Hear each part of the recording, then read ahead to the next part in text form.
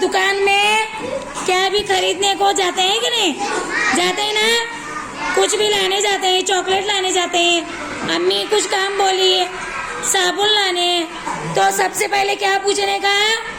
दुकानदार को उस चीज की कीमत पूछने का और पैसे कितने दिए और वापस कितने पैसे आने होना, इस बात का ख्याल रखने का।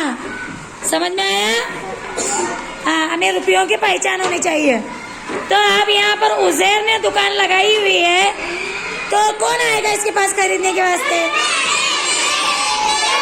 चलो फैजान आओ। फैजान, पैसे हैं आपके पास? है ना? चलो, क्या खरीदना चाहते हो आप? बात करो जोर से, जोर से। कितने रुपीस के पेंसिल? 10 रुपीज।